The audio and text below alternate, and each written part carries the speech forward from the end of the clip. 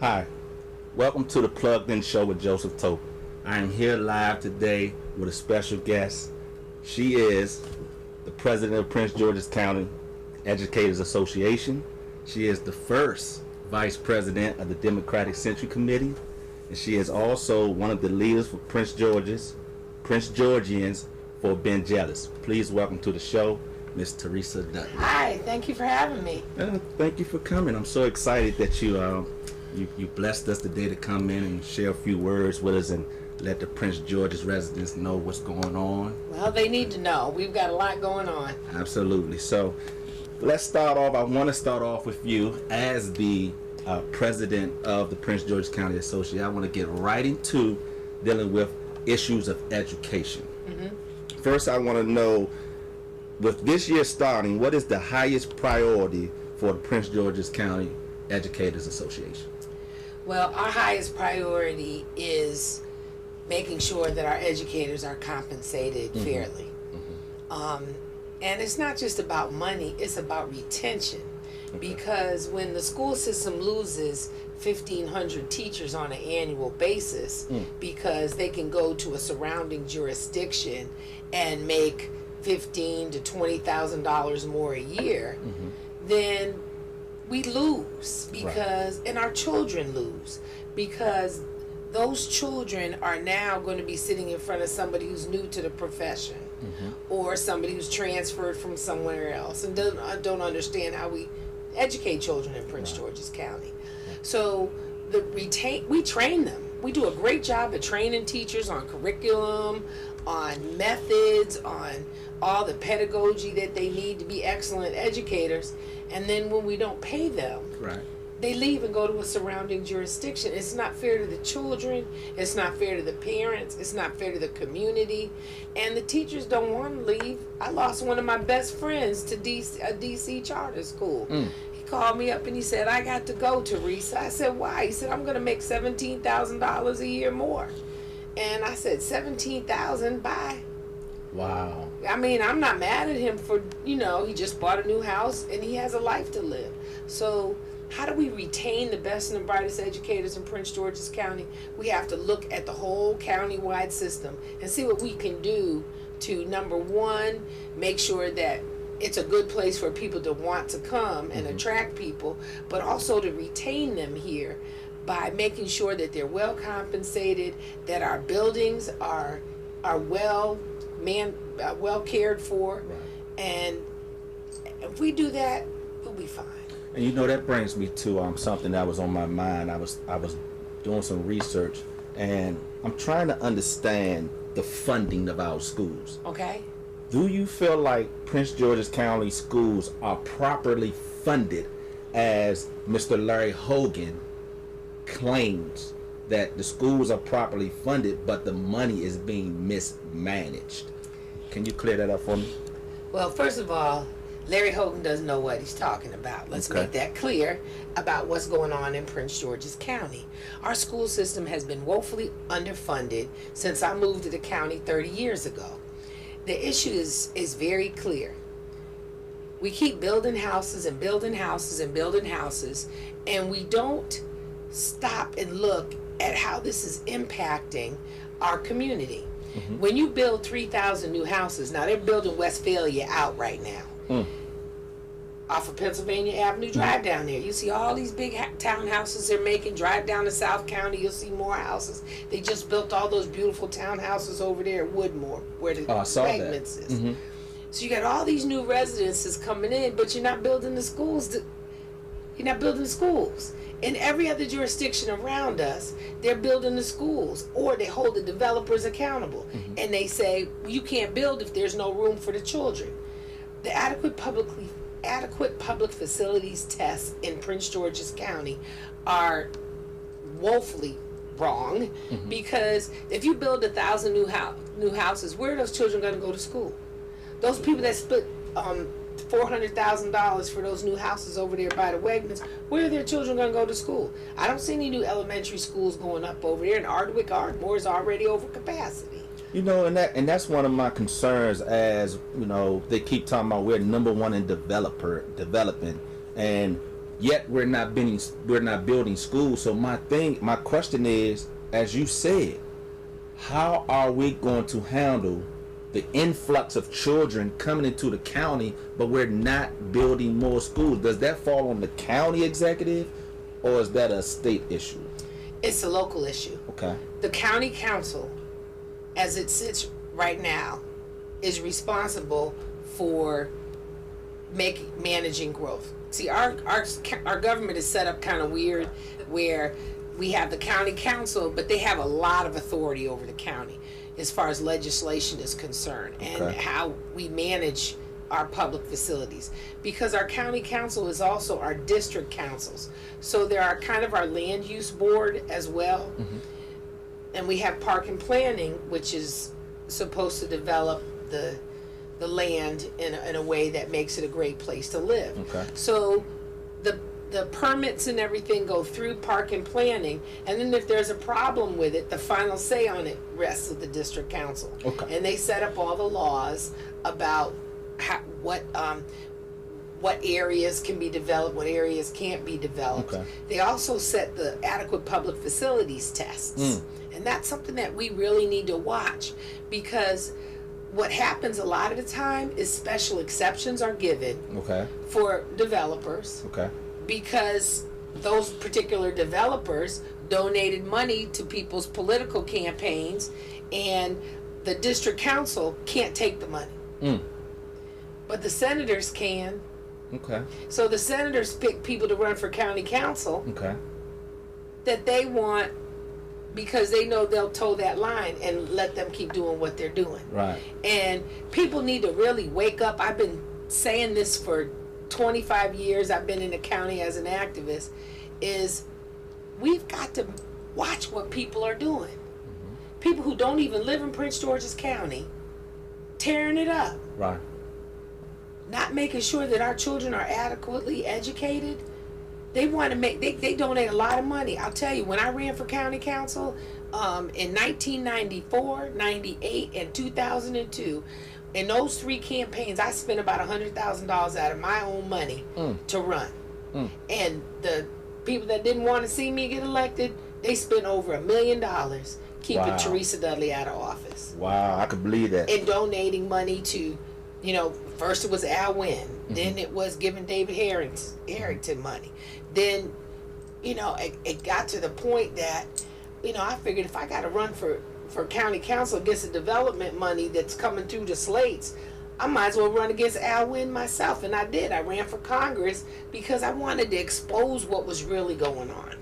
So let me ask you this. When it comes to our teachers being properly paid, are our teachers owed any money from, and when I say owed, were they supposed to get certain raises that they did not get? We were supposed, okay. So in Prince George's County, our educators are paid on steps. Okay. And when I first started as a teacher, every year you got a step. Then in 2007, when we had the big crisis, where the market fell apart when Obama came into office, we had 3 really lean years where the way that a lot of jurisdictions handled it was by freezing salaries. So we didn't get those steps for 3 years. And then another year we didn't get a step. So when our teachers look into our Oracle system to see what step they're on, they're looking and seeing 4 steps back because we didn't get the steps. Okay. One of the years we did adjust the salary scale, so it they got compensated for a step, but it doesn't feel because when you look at the computer, it still says you're 4 steps back. Okay. So you're talking about over the course, if you've been in the system as long as I have been, that each step is about 3% of your salary. Okay. So you're talking about 3% of your salary over 4 or 5 years. 12%, 15%. It's one of the things that you deal with being a public servant. That when public money dries up, it happens. But what we're doing now is we're working with Dr. Golson, and she is putting out an RFP so that somebody can come in, an independent person to come in, an independent group, to look at what Prince George's County is being paid versus surrounding jurisdictions, so that we have real numbers, so that we can go to the county council, the state, and say, look, here's what we really need. That's interesting. So let me ask you, what are your thoughts on Dr. Golson? Well, how you feel about the interim? I'll tell you what. I've got 10,000 members that are still reeling over the fact that they gave a golden parachute to Dr. Maxwell and gave that man $800,000. So they're very leery about where we're going, and they have a right to be leery because while Dr. Golson is her own woman, I know that for sure because I do know her. We have to be mindful that she's the interim. And so how we work with her, it has to be a collaborative effort with all of the entities involved. And so I will say that throughout Dr. Maxwell's tenure, that she was always available for issues coming from PGCEA in her role as the deputy superintendent. So to see her move to this role, I mean, we've seen some tremendous things happen already. With her making sure that the environmental issues in the schools are being addressed. She moved those babies right out of District Heights Elementary School, where there was severe air problems. And I wrote Dr. Maxwell, you know, I used a negotiated agreement where if I think that it's unsafe for my teachers to be in the building, then he's supposed to respond to it. And you know what? He didn't do anything. He left those babies in that building and our staff in that building and knew that place was unsafe. And you know, and this is not something that happened overnight. There was a problem going on with District Heights Elementary. Yeah, there was a problem going over there for a while, and I will say this is that the problem over at District Heights. I need to get a sip of water. The problem over at District Heights was that the school was hermetically sealed. So you can't open the windows over there. And so then the air conditioning vents on the top of the building had not been replaced. And somebody had gotten up there. You know, that copper wiring and stuff is very valuable. So it was a combination of things over there at District Heights.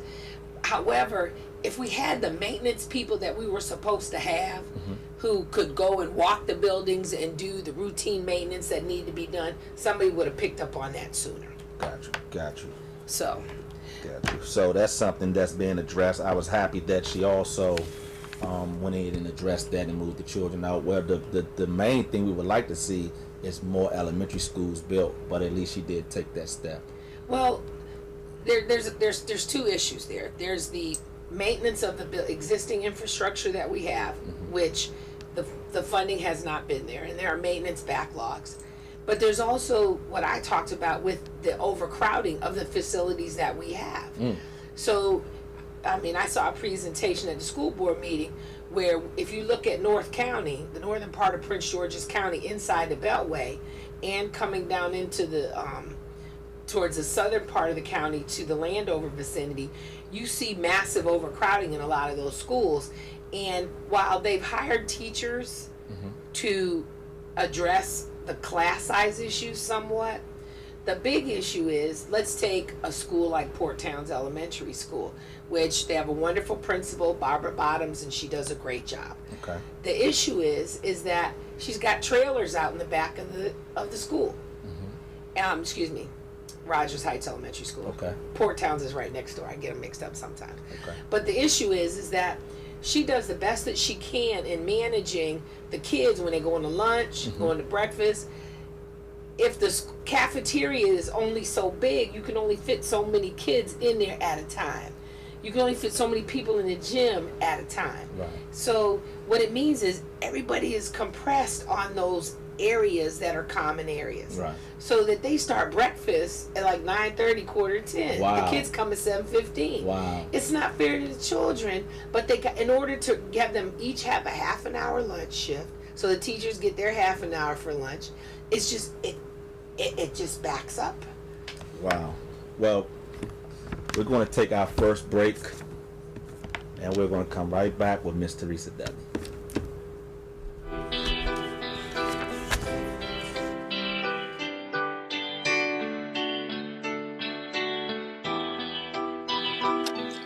Time waits for no man.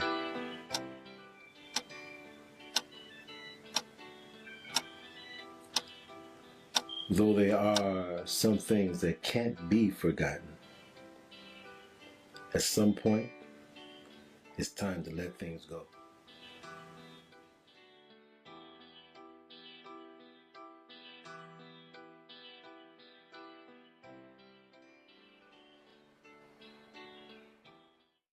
Drink. Bitch, get the fuck off of me. I'll tell you something. Please. Don't Please. Please what? Please what? Oh, you think you ready for me? Well, I got a life story. I was a drug addict. Depressed. Hit rock bottom, sold drugs, Homeless. commit crimes. I was in prison. I began using when I was about 8 years old. I stole a lot from my community. I understand about being homeless. I understand about being addicted to drugs because I was both. Thugging and mugging, using drugs. On welfare. I lost everything. I got shot. I said, this is time for me to stop. Do I want to live or do I want to die? I went into treatment, but I didn't know what to do, how to move forward. I came to this Essential Kitchen. Man, this is a wonderful place to be. It empowered us. I have my family back in my life. It made me a better person, made me a better father. I'm on my way to college. Oh, I choose to work instead of being out in the street. And now I became the man that I always wanted to be.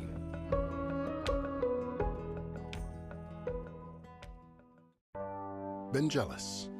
His mother was raised in a Baltimore housing project and left Maryland because her interracial marriage was illegal. He was a Rhodes Scholar who became the youngest national president of the NAACP, which he led to an era of unprecedented growth. Ben jealous. Community organizer, civil rights leader, job-creating investor. Named Marylander of the Year for his role in ending the death penalty, passing marriage equality, and the DREAM Act. I'm Ben Jealous. I'm running for governor to make sure public school teachers are trained well and paid better, to end mass incarceration and police killings of unarmed civilians, to build a robust, inclusive, and sustainable economy powered by clean energy. I'm the only candidate with a plan for Medicare for all. That means real health care every Marylander can afford. As governor, I'll confront Trump when he attacks our values. I've spent my life overcoming challenges most thought impossible. Maryland, it's time for bold victories and new leadership. Okay. That would be a better question.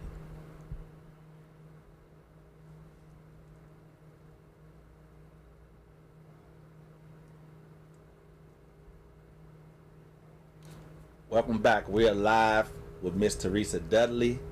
I'm so glad she's here. We're moving on to our second segment. So I have a question for you. Yes. Why do educators of Prince George's County support Ben Jealous? Why we supporting Ben Jealous? Yes, why? I'm gonna tell you why. See, there's a lot of people out there that are politicians, right? Okay. There are people that will tell you they're going to do something. They'll tell you they're going to make the world a better place for you. Okay. Elect me, right? Mm-hmm. But what have they done? Okay. Right? When we looked at Ben Jealous, we looked at him as a social justice warrior. Somebody who's talking about education versus mass incarceration. Right. Somebody who's talking about single payer health care for everybody. Yes. And, those are our babies that they're locking up. And if we don't educate them, they're going to get incarcerated. And the prison industry complex, they look at the kids in the second grade and decide how many prisons they're going to build. So when we talk about these issues and we talk about social justice and we talk about how somebody as a leader organizes people. Right.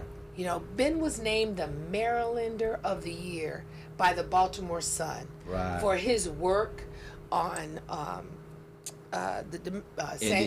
ending the death penalty. The death penalty in Maryland, for his work around the domestic partnership, so people could get married. Shouldn't matter who you love. I might love you. You know what I'm saying? And nobody's gonna fight me about that. They right? definitely not. So, but the point is that he didn't just walk the walk on these. He got the people motivated to work on the issues. And if you're going to be that kind of a leader, you need a governor. You should have people behind you. And Ben is a people's candidate. Yes. So last year, I met Ben several years ago through my girlfriend, Wendy Hamilton, who was his assistant when he was the president of NAACP. And I remember seeing him and feeling Ben. He's one of those once in a lifetime candidates that you want to work for, because he's talking about the right things. He's doing the right work. He's in my opinion, he's in purpose. And when you're in purpose, you collide with your destiny. And I believe he's destined to be the next governor of Maryland. So when I met with him last year and we talked about the issues in Prince George's County, I was so compelled to, after everything that was going on in Prince George's County, how things were just a mess. I said, you know what? We need to start looking differently. And so I worked with my other colleagues at other locals across the state, and I shared Ben with them. And I said, this is the man we need to have representing us. And so when the 74,000 members, the 74,000 educators in the state of Maryland voted, not all of them voted, we had our representative assembly, and we voted to endorse him for governor. Because we need a governor who's going to make education a priority, not somebody who's going to pay us lip service and raid the money from the casinos and spend it in other places. I mean, come on now. So you're going to announce you're going to spend $22 million more in Ocean City, at the convention center in Ocean City. Give me that $22 million and build a new middle school in the Landover area. So now we're talking about the casino money. Let's talk about this lockbox, because I seen Larry Hogan actually do a commercial stating that it's Hogan's lockbox. And if you could have heard me at that TV yelling at that TV, please clear this up. Well, I don't know if I cracked my screen when I threw my slipper at it, but I was upset about it too, because first of all, he vetoed it. Exactly. And didn't want to do it. He has basically raided the casino money and used it for other things. Now, you know what? We shouldn't be surprised about it, because they've been stealing money, I'm calling it what it is, from education for years. Because the convention center in Ocean City that was built, that was used, they used lottery money to do that. The lottery money supposedly went directly to the schools. The lottery, you know what remember those scratch tickets that said for the Maryland Stadium Authority on them? They used that lottery money to build the convention center in Ocean City. They used it to build the Comcast Center over there at the University of Maryland. Camden Yards. They used it to build a parking lot around FedEx Field. And all this money supposed to went to education. Absolutely. And so, can you explain to the people what exactly is the lockbox? Okay, so the lockbox means that they're going to put a lockbox around the casino money. Okay. So they can't raid it. Okay. If it's supposed to go to education, it goes to education. Okay. And what it will mean is that they can't supplant the money. Supplant. Because here's what they do. Please explain supplant. Okay, I'm using round numbers because it Okay, makes that's it fine. easier for That's all fine. of us. So let's say $100 million comes in from casino revenue. Okay. Right?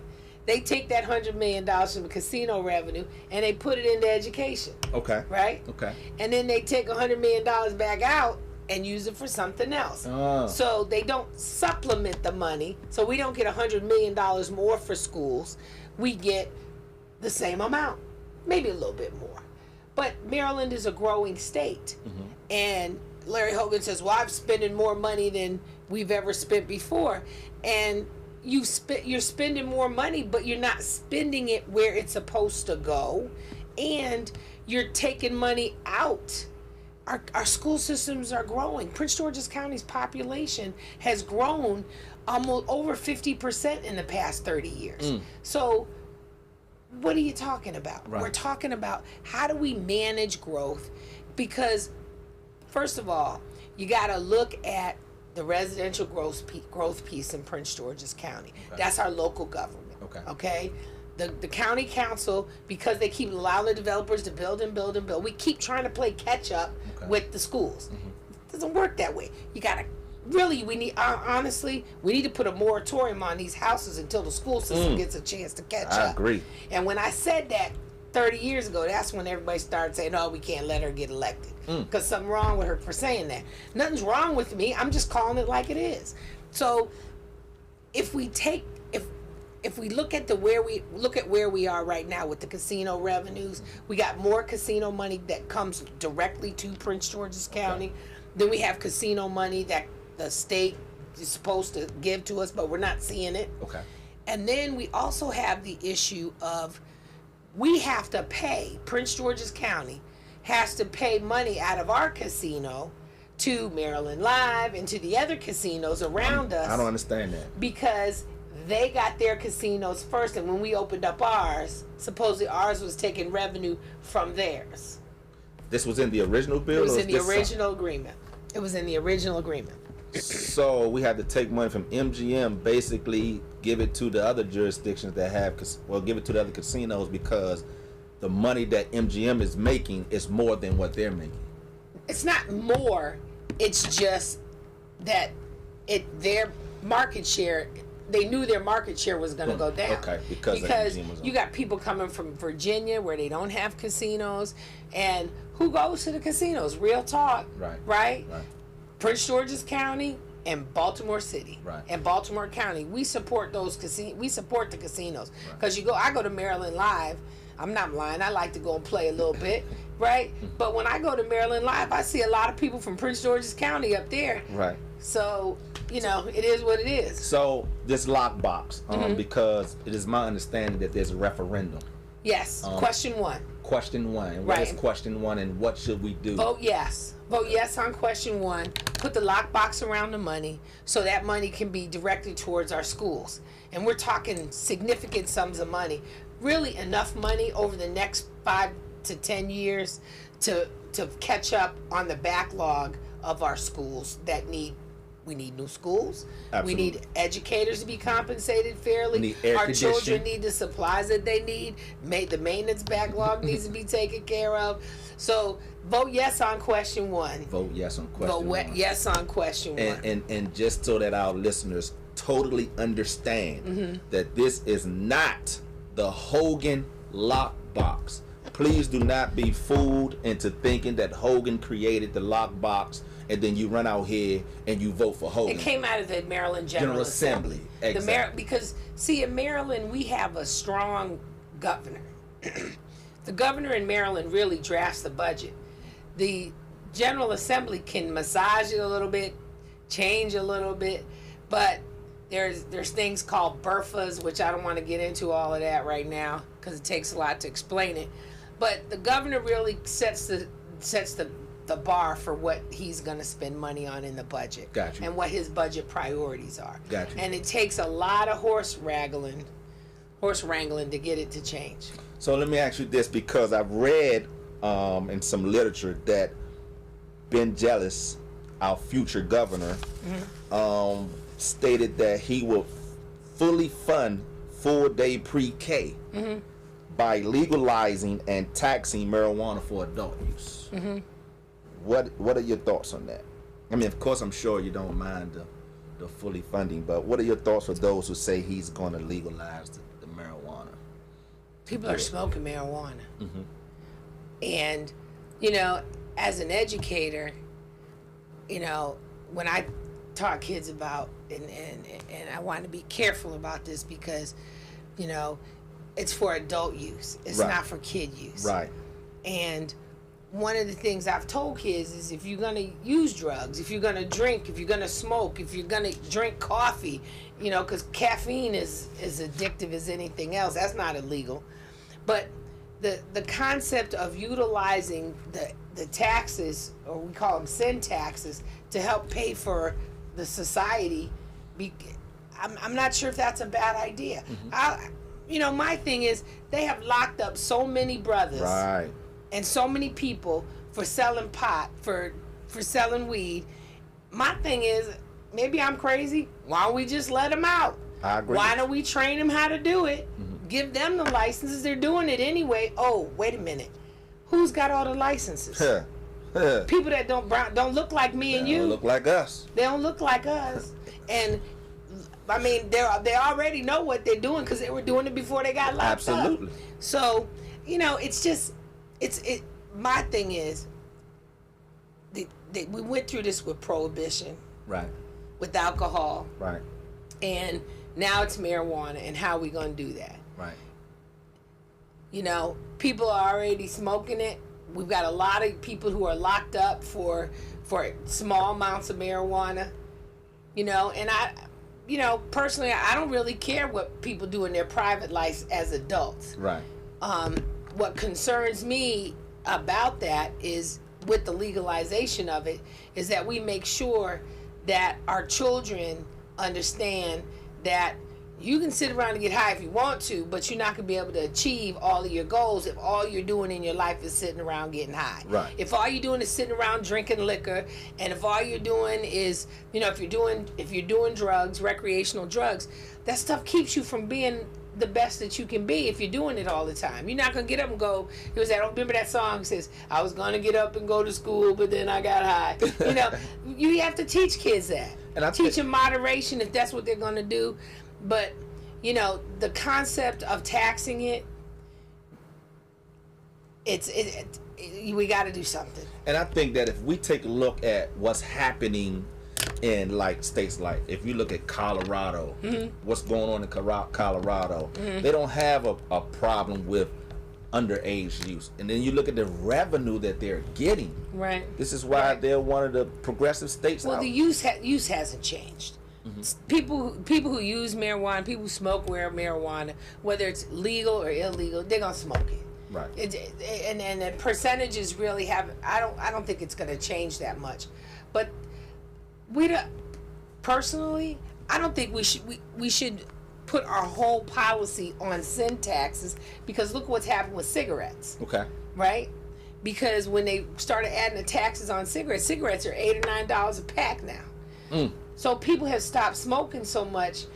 There's still some revenue from the taxes from it, but people don't smoke like they used to. Right. So, you know, we have to be careful of that. And it's just like with the casinos.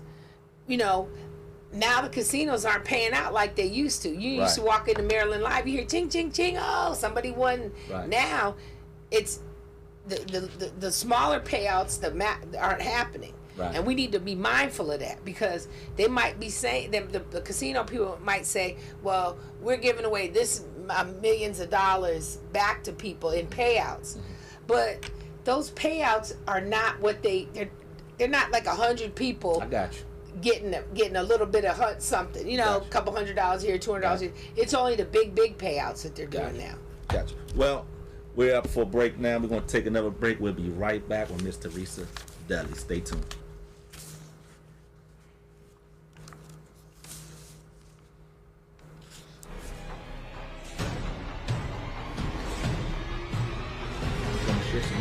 What make sure I don't miss something that's very important to you. Healthcare, justice reform, working families. Hunger and homelessness are hurting too many families here in D.C. At D.C. Central Kitchen, we're taking I think on these we crises haven't talked every about day, the Democratic Central Committee. turning 3,000 pounds of donated and leftover food into 5,000 balanced meals for men, women, and children across our city. But we know, no matter how many meals our staff and volunteers prepare and deliver, food alone will never end hunger. That's why we give people the skills they need to leave poverty behind. But right now, we're just putting a few different seasons on it, some honey, some salt.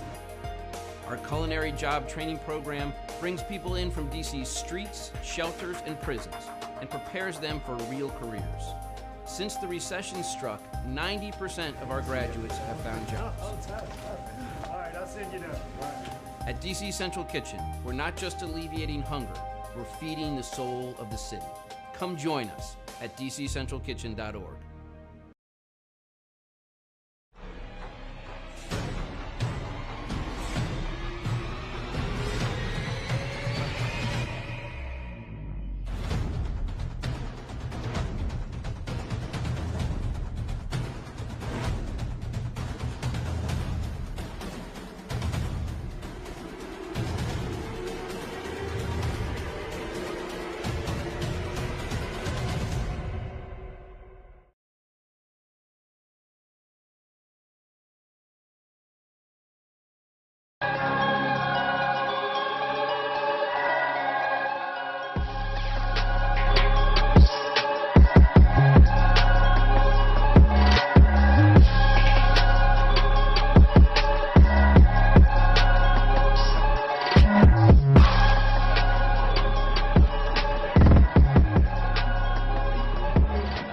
Melissa, so it's kind of obvious what you enjoy here, because you are from head to toe in Pepsi, and then you have your little buddy down there too. Look at that guy.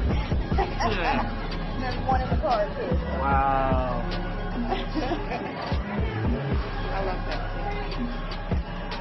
We're having a ball down here at Graffiti Alley, doing it up with Melissa. Check it out. My machine kiosk. Right. Run the mill. Alright. It's your boy Epic Photos here. We're showing you a little bit of what we're doing today. Pictures coming soon.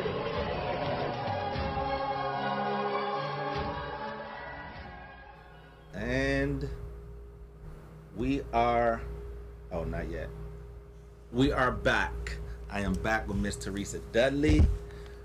I want to follow up on a question with you. What can the residents of Prince George's County, not just Prince George's County, of Maryland, do to get Ben Jealous elected as governor? Well, it's okay to be jealous. Definitely okay to be jealous. It's okay to be jealous as long as it's been jealous for governor. That's right. That's my phrase, and I'm sticking to it. So how do you get involved? One thing you can do is, we're on social media right now, is one thing that people can do is go on your Facebook page and go to Ben Jealous's Facebook page and like it and share it with your friends. So that they can see that you're in it. The other thing that they can do is they can sign up. If they go to the Prince Georgians for Ben Jealous web page, Facebook page, all you gotta do is click on the like button. I fixed that myself. I learned how to do a woo-foo. And we set that up so that people can sign up, and people have been signing up. Great. They can attend our Prince Georgians for Jealous meetings that we have every Saturday at PGCEA, and that's at 8008 Marlboro Pike, right near Marlowe Furniture. Right up there by Marlowe Furniture. Yep, they know how to get there. And they can email us at pgforjealous at Gmail. We have our Gmail. We have an email. The easiest way is to hit us up on the Facebook, though. Prince Georgians for Jealous. Say that again for me. Prince Georgians for Jealous. And it's the number 4, not FOR. So we wanted to keep it short. And you can, everybody has a cell phone, right? You have all your contacts in your phone. Absolutely. Call Aunt Betty. You haven't seen her in a while. Say, Aunt Betty, I'm supporting Ben Jealous for governor. How you doing? I want you to support her too. You can even download the clip art. Okay. Send that to your make your Facebook page say I'm for Ben Jealous. Mine says it's okay to be jealous. Right. It's right? okay to and be I got jealous. a big picture of me and Ben on my Facebook page. You got to we have to share people. And I saw somebody posted on Facebook, I need signs. I need Ben Jealous signs. Signs don't win elections. No, not at all. People win elections. Okay. And Ben is the people's candidate. So people need to go to your neighbor, right? And say, hey, are you voting in the election? Because there's more Democrats in Maryland than there are Republicans. Absolutely. And all we have to do is get our souls to the polls and vote. That's the main thing. Or they can hit me up on Facebook and let me know they want to volunteer. We are getting some signs if people really want to have a sign.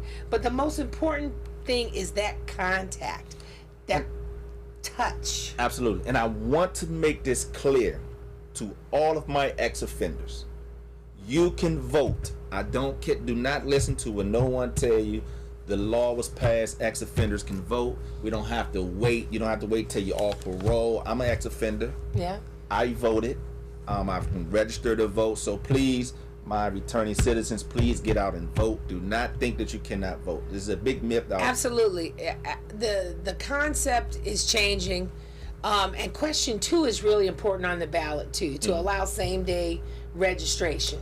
Good because point. A lot of people, either you've moved to the area, you didn't change your voter registration, or you haven't voted in a while, because the laws in Maryland are very clear. If you don't vote for 2 election cycles, they drop you. Please say that again. If you don't vote for 2 election cycles, they drop you. And so you want to make sure, and that was really done to keep, the people who are lazy from voting. And as I understand it, that actually went to the Supreme Court, right? If I'm not mistaken, I believe the Supreme Court said it was okay for states to be able to drop you from the list if you're not participating. Right. If I'm wrong, someone can correct me about that. That was a while ago. But when it's almost Jim Crow not to let people sign up the day. If I have a legal ID that says I am who I am, then I should be able to register to vote. I agree with you. If it says I live in Maryland, then I should be registered to vote. I agree with you. So I want to move on to the Democratic Central Committee. I want to close the show out with the Democratic Central Committee. Can you tell us what is your role? How did you come about being a part of the Democratic Central Committee? Okay. So 4 years ago, I got a phone call from Doyle Neiman, who was one of our delegates, and he said, Theresa, I really need you to run for Democratic Central Committee. And I said, Doyle, I don't have time for all of that. I'm going to be president of the Teachers Union. And he said, no, I think you'll be really good at it. I didn't know what I was getting myself into. Uh-oh. I put my name on the ballot, and I was talking to Belinda Queen, who served on the committee with me. She's running for school board.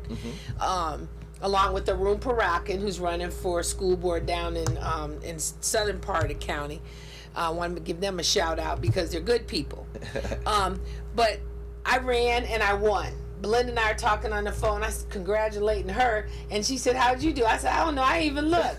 But, all those years of running for county council, those people, the people in my community remembered that. Okay. And so I got elected to the Democratic Central Committee, and it really has been an enlightening experience. However, I do think that as a Democratic Central Committee, we have been held captive by the elected leaders because they seem to believe that they control the Democratic Central Committee, right, and that the members on the Democratic Central Committee are supposed to do whatever they tell them to do, and that's the way that it is. Okay. It's not the way it is, because I've read the Constitution of the Democratic Central Committee. We are the party leaders in the county. we set the parameters of what Democrats should be doing in Prince George's County. Okay. And we should be working with the elected officials to make Prince George's County a Democratic county. Okay. Which we are. 73% of the folks are Democrats.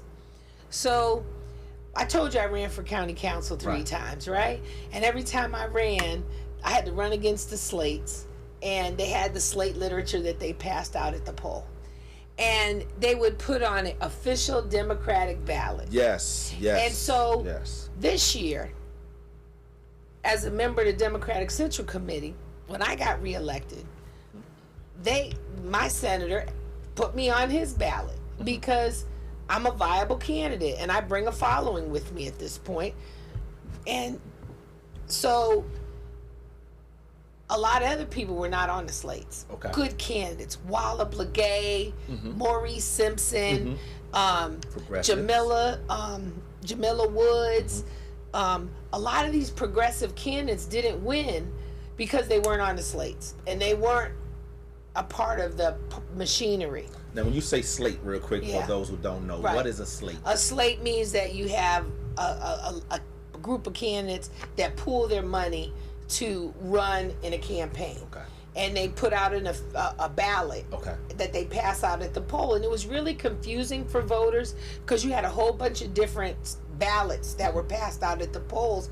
And it really was deceiving people because I know there were some people that went to vote for Walla, and they said, Walla, your name is not on this official ballot.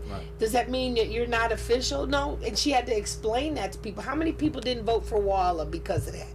So right now we have a subcommittee of the Democratic Central Committee, and there's 3 people elected from each district. Hold on, let me stop you before you go there. I know where you're ready to go. Yeah. But I want to be clear, the issue about the official Democratic the official Democratic ballots. There are no official Democratic ballots for the primary. Right. It was false advertising, and it's been a lie in Prince George's County for years because our Constitution says you can't support one Democrat over another. So people understand. People were getting these ballots mailed into their homes. Passed out at the polls. That were saying official Democratic ballots. Right, and it was a lie. And it was a cold-blooded lie. There were lies. So especially our seniors were taken advantage of because I worked the polls. And I've seen countless seniors coming up with those so-called official Democratic ballots in their hand, and they would say to me, I have my people. Right. And so this is what we're talking about when we're talking about the misleading ballots of the official, for the people who may not know. Some of them may have gotten it and don't even know that it was misleading. So now we have a committee that's working on that. I'm working with the subcommittee, an ad hoc subcommittee. The chair, Cheryl Landis, has appointed a subcommittee. But here's my thing about all of this. This is important. About the sample ballots, the party has got to address this. When you have 800 people sign a petition saying online that they want this to be changed, we as a party have to start listening and making sure that we're about the issues that are affecting the working people of Prince George's County, the labor unions in Prince George's County, because that's one of the reasons why the labor unions have really kind of kept a distance from the Central Committee, because working people issues like the minimum wage, $50 minimum wage, those things are not being addressed. So I've been really pushing to get the Central Committee to take a position on it. But what we cannot do, we cannot be blindsided by this as a topic that takes so much time from us as a party that we lose sight of the fact that we've got to get Ben elected. Yes, absolutely. You see what I'm saying? Absolutely. And the issue of the sample ballots, and for the general election, our big issue is going to be, we have Democrats running for school board. You have, in every single one of the races, you have 2 Democrats running against the other. We cannot support one Democrat over another in those races. Gotcha. And whoever they're endorsed by or whatever is not the issue. As a party, We cannot support one Democrat. We should not be supporting one Democrat over the other. Gotcha. But we've got to work together. We've got to make sure that we get the word out about Ben. We've got to get our souls to the polls, because and we can talk about the future and what's coming down the pike. We can talk about the Kerwin Commission, Okay. where every 15 years, because Maryland says every child gets an equitable education, it's in the Constitution. So next year, the Kerwin Commission final report is going to come out. And in that report, they're going to say what all the funding mechanisms should be, what the formula should be. The issue is they can recommend the, butterflies and flowers for everybody, but whatever they recommend, it still has to be funded. The money has to be put there for those formulas for equitable education. Ben will make that happen. Hogan will not make that happen. And I think that we've seen the preliminary report that they're $3 billion behind in the state in new school construction. So what does that mean for Prince George's County, where we're struggling just trying to keep up? It means we better have Ben Jealous in there, and people need to understand it's okay to be jealous. It's okay. It's definitely okay. It's okay. Let me open up the phone lines for anyone that may want to make a call in to talk with Miss Theresa Dudley. You may have a question. You can call us at 301-429-9247. 301-429-9247. Call in and just if you want to call and thank Miss Theresa Dudley for all the work, because when I first met her, you blew my mind with those chains. You blew my mind with those chains. I said, who? Oh no, I got to get behind her. When you threw them, I don't want to ruffle no more feathers. I think it's enough feathers ruffled, but you blew my mind. Well, I think that what we need to do as a county is really look at how we are letting people treat us. We really need to look at our political structure and who's really running Prince George's County. Most people don't realize that almost everything that happens in Prince George's County happens because of the Maryland State Senate. And to me, the change that I used in my speech that I did at the Democratic Central Committee were reflective of how we need to go from those times of old when African Americans were in bondage in Prince George's County. This was one of the most vicious counties when it came to slaves, because they could get easily up the river and gone. Absolutely. So what we need to do now is, as I said in my speech, is shake those chains loose and move forward. I made my point. But now we need to move forward and make sure that people understand you don't have to kowtow to anybody. We have the power, especially that Democratic Central Committee, to make real change and move our party in a manner that's going to work for working people. Absolutely, absolutely. And I'll say this, I know we're wrapping up, and it's very important that we understand as Democrats that my candidate may not have won county executive. Right. That's fine. There's no secret who my candidate was. My candidate was Donna Edwards. I don't have no secret about that. My candidate. She was ours. Yes. She was ours. So my candidate did not win, but now it's the time for us to come together. Right. Rally behind our Democratic elected official, right, and move our county. So I don't have any issues with anyone. It's time to move our party. How can we make our party stronger? We have maybe 4 more minutes left. How can we make our party stronger? We have calls? I have a call. Let's just hit 9-1. Oh, speak. Okay. Well. 1. Let me try this. Hello? Yes, sir. I want to call out to the Tolbert show. Sure. How you doing? What is your remark? What's your question? The question I wanted to ask was, what is Ben Jealous' plan as far as making more funding available to the small businesses in Prince George's County? Well, that's a really good question. One of the things that Ben is working on, and we've got a echo from your laptop there. It's making me a little nuts. one of the things that Ben has been talking about for small businesses is making sure that we have single-payer health care. Because one of the biggest costs that a small business has as it grows and grows are medical costs for its employees. So how we address that is going to be really important. It's going to allow more businesses to grow. The other piece to that is, I don't know how familiar you are with what Ben's been doing for the past couple of years, but he's been working as a venture capitalist, working with African American businesses, and working with. He introduced me to this fabulous young man who just was incarcerated. Chris Wilson. And is that his name? But the point is, he now has a multi-million-dollar business because of the investment that we made in that. Just because he's a social justice warrior does not mean he's not a businessman and that he doesn't understand the plight of black business. Mm-hmm. He also talks a great deal about the IT folks that live in the county, right? And that one of the entrepreneurs that started Google actually came from Prince George's County.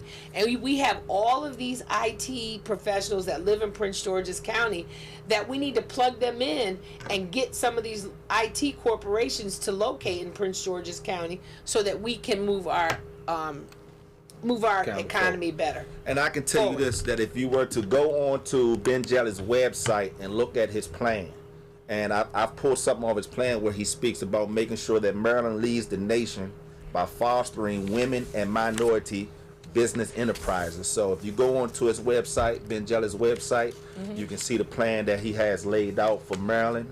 We're pretty much about to wrap the show up. Any last thoughts you want to?